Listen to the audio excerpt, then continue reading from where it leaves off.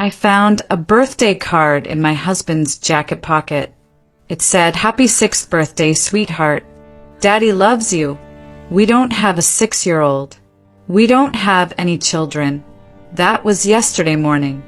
In the last 36 hours, I've discovered my husband has been living a complete double life for 11 years.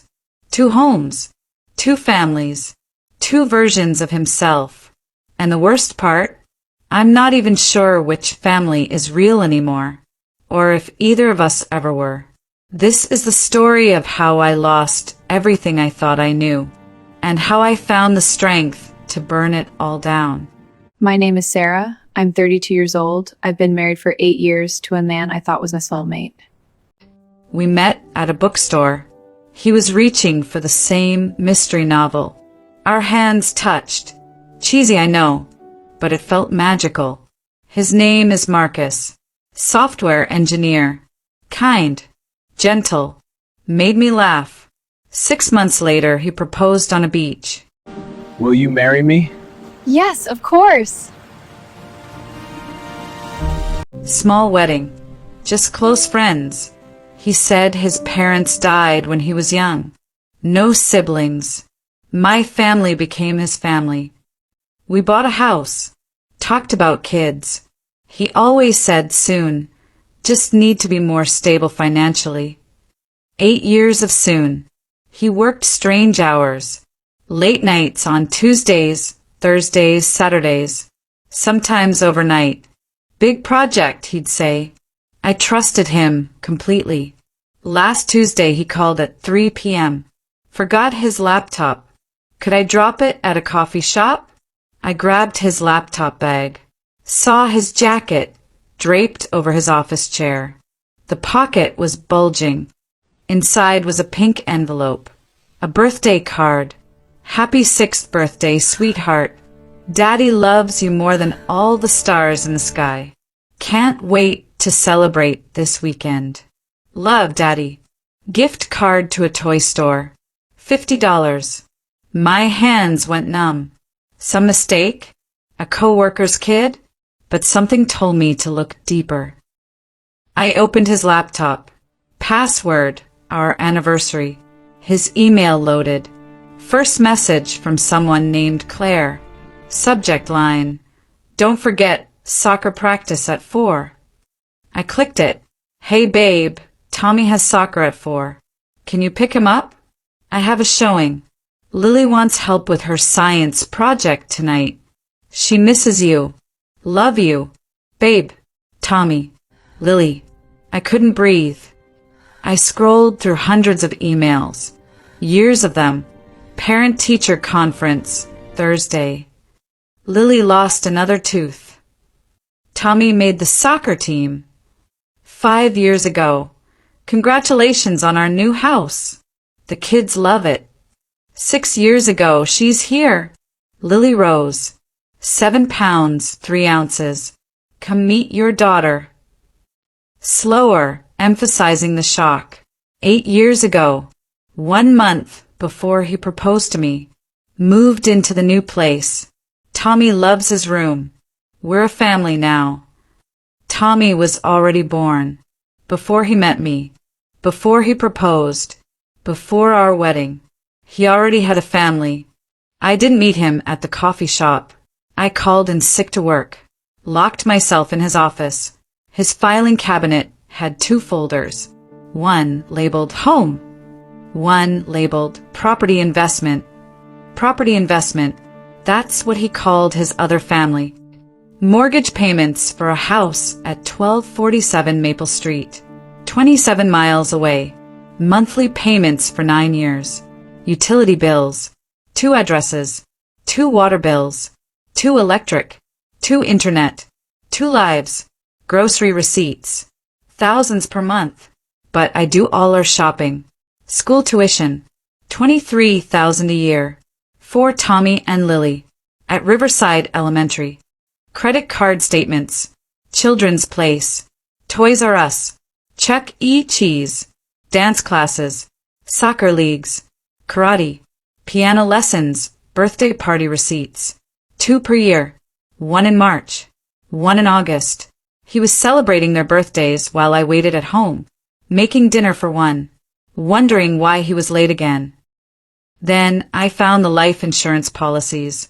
One with me as beneficiary, 500,000. One with Claire as beneficiary, 1.5 million. College fund for Tommy and Lily, 200,000. Already deposited. He was investing in their future, while telling me we couldn't afford kids yet. I found a will, dated 4 years ago. Everything left to his wife Claire and their children Tommy and Lily. According to legal documents, I didn't exist. My phone rang. Marcus. Hey sweetheart, where are you? I'm at the coffee shop. His voice sounded so normal, so loving, like he wasn't living a complete lie. I'm not feeling well. Went home. Sorry. Should I come home? Come home. Like this was his only home. No. I just need rest. Okay. Love you. I hung up, stared at the phone. Then I went through his text messages. 2 threads. One labeled C with a blue heart emoji. One labeled work-gym. I opened C first. Good morning, beautiful. Tommy wants to go camping this weekend. Miss you. Lily drew a picture of us. It's on the fridge. Running late for my meeting. Start dinner? I'll be home by 6:30. Home by 6:30. He never got to our house before 7, because he went to his other home first. I opened work-gym. It was me. Messages to me. Under a fake name. Working late tonight. Don't wait up. Team dinner ran long. Home around 2 a.m. He had 2 phones. One for each life. My contact was disguised as Jim from work. So if anyone saw, they wouldn't know. I wasn't his wife in his phone. I was a co-worker. I sat on his office floor, surrounded by evidence. My marriage was a construction, a carefully built illusion. Every I love you, every anniversary, every quiet morning, every plan we made, all of it existed alongside another version, another home, other people he loved. But I needed to see it, see them, make it real. I grabbed my keys. The drive to Maple Street took 40 minutes. I don't remember any of it. My brain was static. 1247 was a 2-story colonial. Blue shutters. Swing set in back. 2 bikes on the porch. Nicer than our house. A blonde woman came out. Early 30s. Pretty. Carrying grocery bags. She made 3 trips to the car. On the last one, a little boy ran out. 6 years old. Dark hair. Big smile. Mom, can I help? Tommy. She ruffled his hair, the same way Marcus ruffles mine. A little girl appeared. 4 years old. Pigtails. Pink dress. Mommy, when is Daddy coming home? Soon, sweetie. He has to work, but he'll be home for dinner. Home for dinner.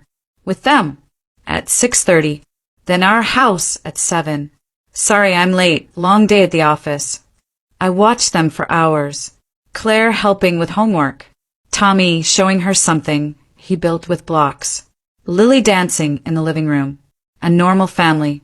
Happy. Real. At 3:45, Claire loaded the kids into a blue Honda SUV. I followed them. Riverside Elementary. She parked. Waited with other parents. At 4:15, kids poured out. Tommy ran to her. She hugged him.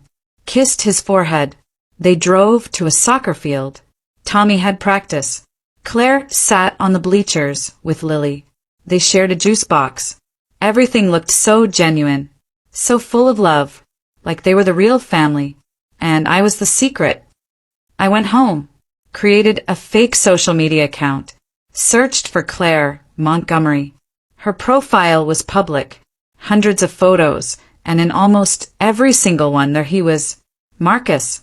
Birthday parties, Christmas mornings, beach vacations, Disneyland, school plays, soccer games, dance recitals.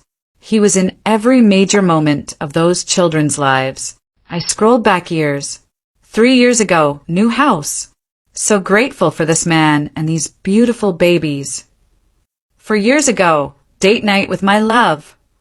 5 years ago, welcome to the world, Lily Rose. Our family is complete. 6 years ago, Tommy's first day of kindergarten. So proud.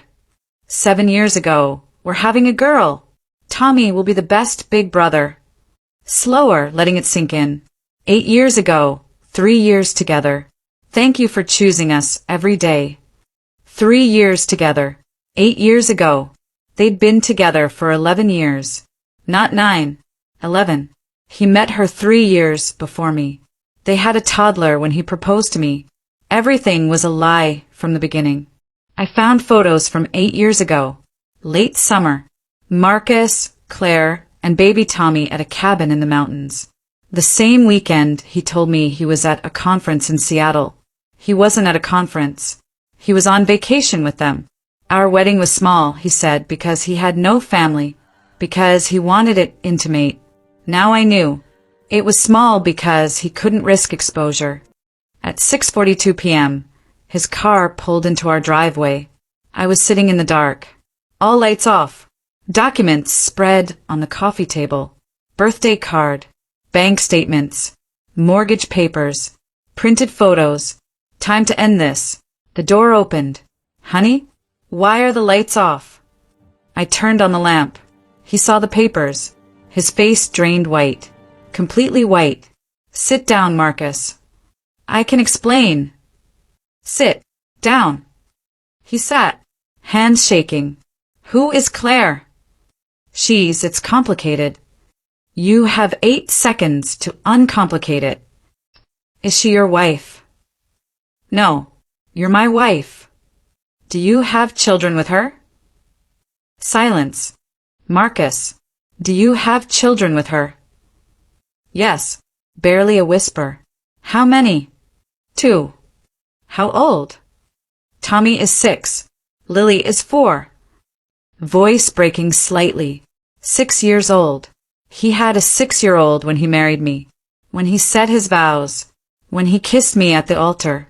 How long have you been with her? Please. How long? 11 years. 11 years. My brain couldn't process it. Does she know about me? Silence. Marcus. Does Claire know I exist? No. Tell me everything. Every detail. Or I call her right now. He looked up, eyes red, and started talking. I met Claire when I was 23. She got pregnant. We moved in together. But I wasn't ready. I felt trapped. So I started traveling for work. More and more. Then I met you. You were different. New. With you I could be someone else. Someone without responsibilities. Someone free. So I kept both lives. You kept both lives? Like we're subscriptions. That's not. Explain how you justified this for 8 years. He was crying. At first I thought I'd choose. But then we got married. And Claire got pregnant with Lily. I couldn't leave either of you. You both needed me. The kids needed me. But I loved you. I loved our life. I couldn't give that up either. So I just kept both. How is that even possible? The schedule. I'm with her Mondays, Wednesdays, Fridays. With you Tuesdays, Thursdays, Saturdays. Sundays, I alternate. Claire thinks I travel for work. You think I work late. 2 phones. 2 emails. Completely separate. What about money? 3 bank accounts. 1 for each household. 1 for emergencies. I make enough to support both. Barely. But it works. I've done this so long it became normal. Wake up. 1 home. Sleep. Wake up. Other home. I stopped thinking about it. Do you love her? Silence. Do you love me? I love both of you. That's the problem. Voice hollow. Something inside me shattered. Not broke. Shattered into pieces, so small I'd never put them back together. Get out. What? Get out of my house. Please, we can work. Work through this. You have another wife. 2 children. Get out before I call the police. What are you going to do? I don't know, but it doesn't involve you. Leave your key. He stood, walked to the door, turned back. I really do love you. I never wanted to hurt you. But you did. You destroyed me. Now, go be with your other family. The one you've prioritized for 11 years. He left. The door closed. I collapsed. 8 years of marriage, of love, of planning a future, of trying to get pregnant, of holidays and anniversaries and quiet Sunday mornings. All of it fake. But I wasn't done. There was someone who deserved the truth more than me. Claire. I messaged her from my fake account. Hi Claire. You don't know me, but we need to talk about Marcus. I have information you need to see. Can we meet tomorrow? Response in 6 minutes. Who is this? How do you know that name? I sent our wedding photo. Tomorrow, 10 a.m. Coffee shop on Main Street. Come alone. Please. 3 dots. Then. I'll be there. I didn't sleep. I printed everything. Bank statements, mortgage documents, emails, photos, text messages, 2 huge folders worth of evidence. At 9:45 a.m., I arrived at the coffee shop, sat in the back corner, waited. At 9:58 she walked in, looked around nervously, spotted me. I had placed our wedding photo on the table. She walked over, sat down. For a full minute, neither of us spoke, just stared at each other. Then she said, "How long?" 8 years. Married for 8 years. She started crying. Not loud, just tears streaming. 9 years for me. We have 2 kids. He's on their birth certificates. We bought a house 3 years ago. I know. I've seen your house. I've seen your kids. I followed you yesterday. She looked up. You followed me. I needed to see if you were real. If they were real. We're real. Very real. I pushed the folders toward her. This is everything. Financial records. Emails. Text messages. Photos. All the proof you need. She opened the first folder. Started reading. Her hands shook. He told me he travels for work. 3 days a week. Sometimes more. I thought he was dedicated. Working hard for our family. He was with you.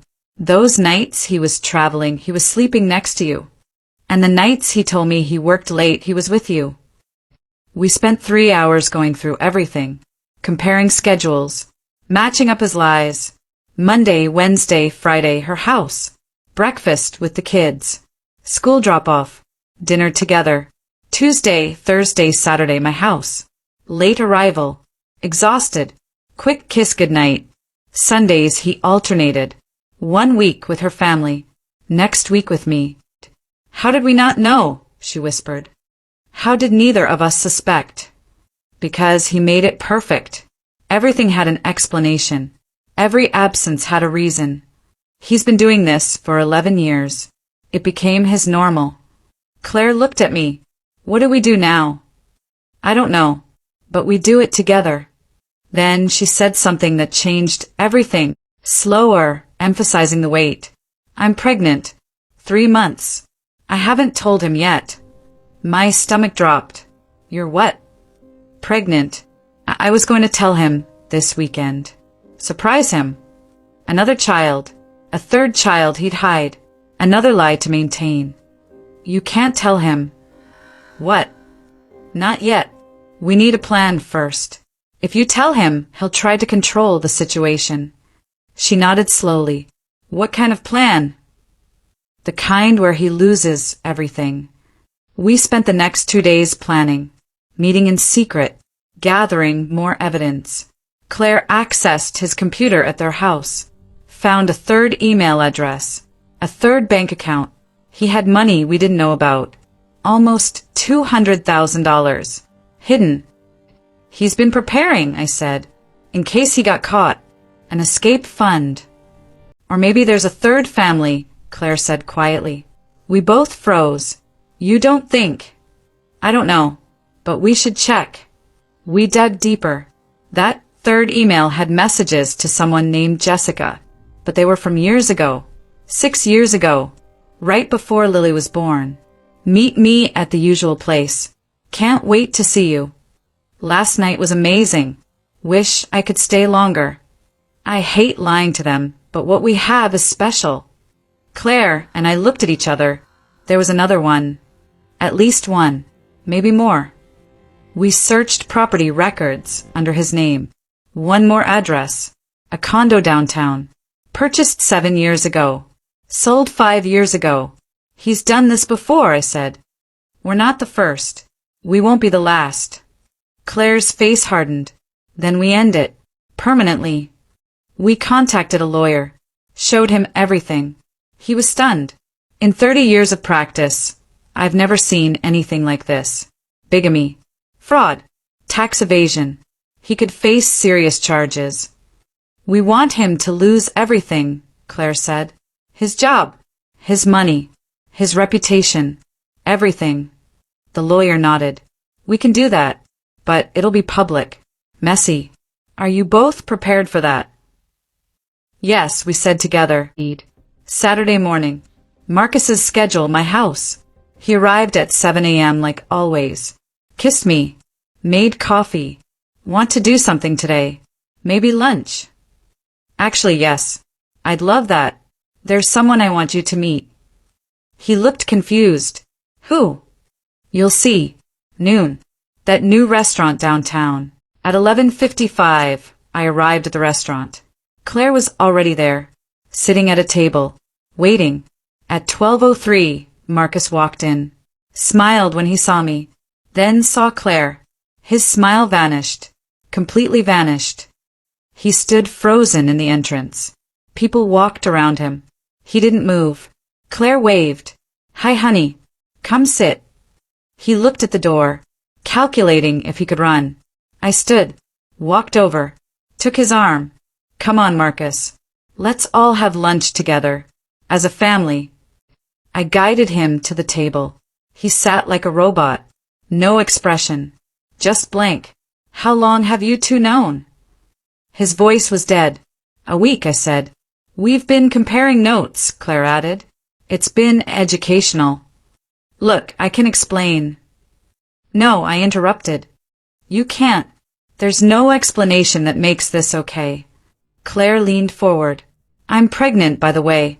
3 months. Thought you should know. His face went white again. That same bloodless white. You're what? Pregnant. With your third child. Surprise. But don't worry. You won't have to lie about this one.